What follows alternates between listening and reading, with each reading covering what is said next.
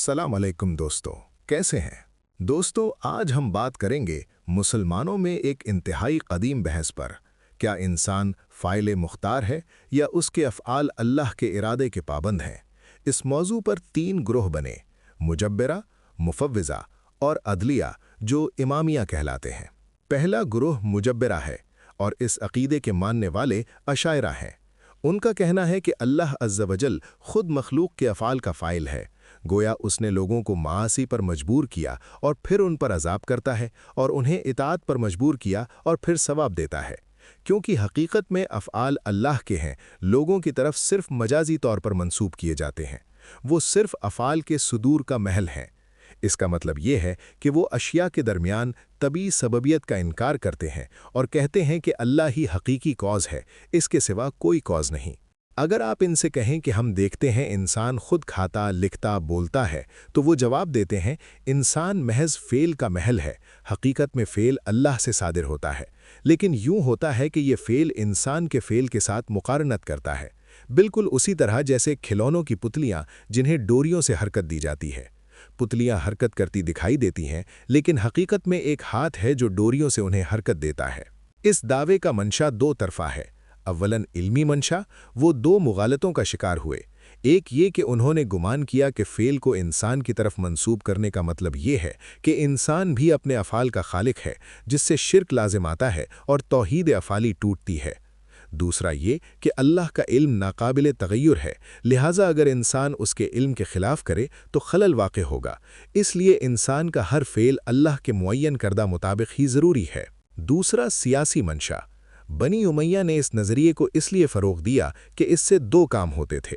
पहला ये कि उनसे जो जुल्म सादिर होता वो इससे बरी हो जाते, क्योंकि जबर के मुताबिक जुल्म उनसे नहीं हुआ बल्कि अल्लाह ने किया। दूसरा ये कि चूँकि मुसलमान क़ज़ा व क़दर पर ईमान के पाबंद हैं, तो लोगों के लिए खलीफा पर खुरूज जायज़ नहीं, ख़्वाह वो फाजिर ही क्यों ना हो, बल्कि खुरूज करने वाला काफिर होगा। चुनाचे बनी उमैया खुद जुल्म करते और जिम्मेदारी अल्लाह पर डाल देते। अब जबर का इब्ताल देखें। पहली दलील विजदान है। हर इंसान खुद महसूस करता है कि वो अपने फ़ैसले खुद करने के कादिर है, बग़ैर किसी खारिजी मुअस्सिर के। ये बदी ही अम्र है। बहलोल का वाक़या सुने। बहलोल ने अबू हनीफा को कहते सुना कि इमाम जाफ़र सादिक़ अलैहिस्सलाम तीन बातें कहते हैं जो मुझे पसंद नहीं।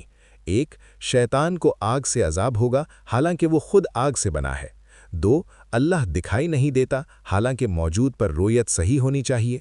और तीन, बंदा अपने फ़ेल का फ़ाइल है, जबकि नुसूस इसके ख़िलाफ़ हैं। बहलोल ने अबू हनीफा को पत्थर मारकर कहा, मुझे दर्द दिखाओ। तुम मिट्टी से हो, मिट्टी को दर्द कैसे हुआ? और अगर फ़ाइल अल्लाह है तो मैंने क्या किया? अबू हनीफा खामोश होकर शर्मिंदगी से उठ खड़े हुए। दूसरे दलील जबर के संगीन नताइज हैं। एक, अहकाम इलाही लग़व हो जाते हैं, क्योंकि बेइख्तियार को हुक्म देना बेमायनी है। दो, मुजरिम अपने जुर्म से बच निकलता है और मज़लूम हक़ नहीं ले सकता। तीन, अल्लाह की तरफ जुल्म की विस्बत आती है, क्योंकि जालिम ने नहीं किया बल्कि अल्लाह ने किया, जबकि कुरान के मुताबिक अल्लाह ने गुनाहगारों को जहन्नुम की वईद दी है। तीसरी दलील, कुरान साफ कहता है, इंसान को वही मिलेगा जो उसने किया। अन-नज्म 39-40।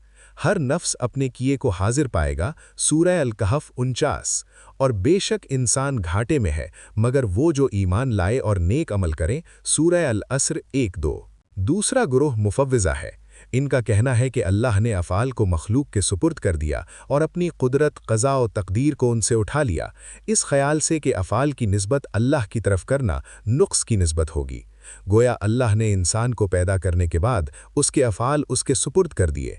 अब इंसान अपने अफ़ाल में अल्लाह से मुकम्मल मुस्तक़िल है, बल्कि अल्लाह उसके अफ़ाल पर काबू भी नहीं रख सकता।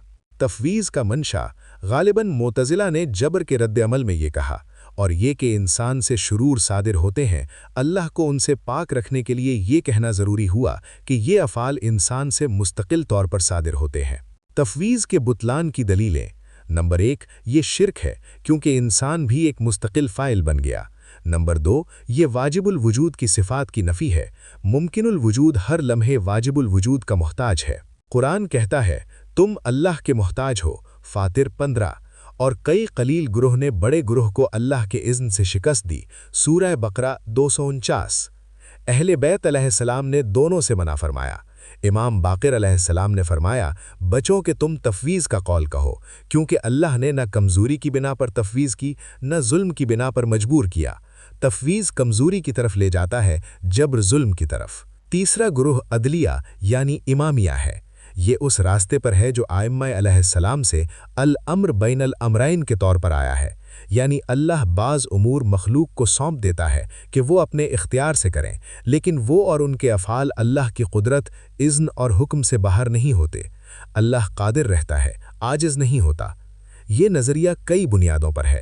اللہ نے بندے کو فعل یا ترک کی قدرت دی ہے، لیکن یہ قدرت چھین سکتا ہے۔ اس میں مفوضہ سے فرق ہے۔ اللہ باوجود قدرت کے بندے سے اختیار نہیں چھینتا، بلکہ اسے انتخاب دیتا ہے۔ مختصر یہ کہ اللہ نے بندوں کو اختیار پر مجبور کیا ہے، بندہ اس بات پر مجبور ہے کہ وہ اختیار ہو۔ امام صادق علیہ السلام کا مشہور جملہ ہے، لا جبر ملا تفویض ولیکن امر بین الامرین۔ مثال کے طور پر آج کا AI لیں تو وہ خود فیصلے لیتی دکھائی دیتی ہے، گویا خود مختار ہے، لیکن حقیقت میں انسان نے اسے بنایا ہے اور انسان جب چاہے اس کا کوڈ بدلے یا اسے بند کر دے۔ دوسری مثال، ایک مفلوج ہاتھ جسے ڈاکٹر بجلی کے تار سے جوڑ کر حرکت دیتا ہے۔ مریض ہاتھ حرکت دیتا ہے، اس کی طرف منسوب ہے، لیکن بجلی ڈاکٹر کی طرف سے ہے۔ نہ مریض مکمل مجبور جو وہ چاہ کر حرکت دیتا ہے، نہ مکمل آزاد، بجلی ڈاکٹر کی دی ہوئی۔ سید خوئی فرماتے ہیں، فعل بندے کی مشیت سے صادر ہوتا ہے اور بندہ کسی چیز کا مشیت نہیں کرتا مگر اللہ کی مشیت سے۔ قرآن میں ہے، تم نے انہیں نہیں مارا بلکہ اللہ نے مارا، سورہ الانفال 17، اور ان سے لڑو، اللہ انہیں تمہارے ہاتھوں عذاب دے گا، سورہ توبہ 14۔ یعنی کام انسان کا لیکن قدرت اور توفیق اللہ کی۔ یاد رہے، تفویض کی دو قسمیں ہیں، تکوینی جیسے عزرائیل کو روح قبض کرنے کا کام سونپنا یا عیسیٰ کو مردے زندہ کرنے کا کام سونپنا، اور تشریح جیسے معصومین علیہ السلام کو تشریح کا اختیار دینا، جیسا کہ قرآن میں ہے، رسول جو دے وہ لو اور جس سے روکے رک جاؤ، الحشر 7۔